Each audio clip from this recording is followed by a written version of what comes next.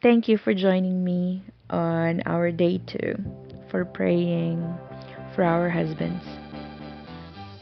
So, once again, this is from the YouVersion Bible app, a devotion entitled 4 Prayers Every Wife Should Pray. For our prayer number 1 guide, let's just recall. It's an appeal to God to draw your husband into a closer relationship with Christ. So for our prayer number 2, it's an appeal to God to lead your husband to be the loving head of your marriage and family. Who doesn't want that, right? Let me read it to you once more. As a follow-up to prayer number 1, this will happen as your husband draws closer to God.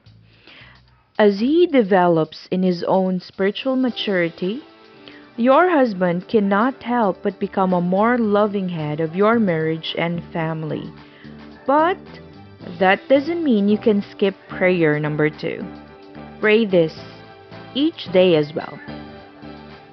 There are marriages where the husband may not feel worthy to lead or may not want to shoulder more responsibility than he already is facing at work, or may be overwhelmed by the problems and sins he is already dealing with.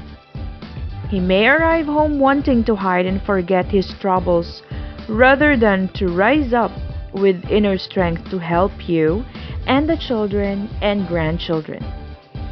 This happens more than we might imagine, so that's why prayer is crucial to producing change on this front. We are not excusing any husband's selfishness or abdication of his God-given responsibilities and dumping them on wives by acknowledging the reality many wives face.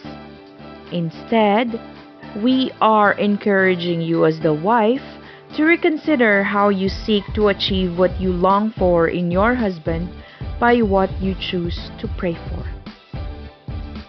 Husbands seem to stiffen whenever their wives confront them on spiritual matters, especially on being the spiritual head of the home. If your husband grew up without his father and was raised only by his mother, he may find being the head way out of his comfort zone. If your husband grew up with an aloof or abusive and disconnected father, then he likely will have inbred traits and expectations that will need tender care to reshape, often with 2 steps forward and 1.5 steps backward. Beg God to grant your husband courage. Ask God to instill experiences that breed confidence instead of defeat.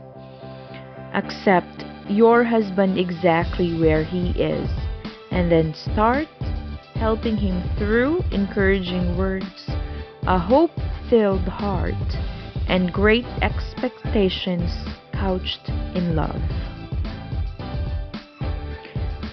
I'm leaving you again a verse from Corinthians or 1 Corinthians chapter 11 verse 3.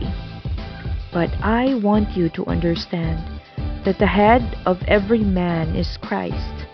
The head of a wife is her husband, and the head of Christ is God.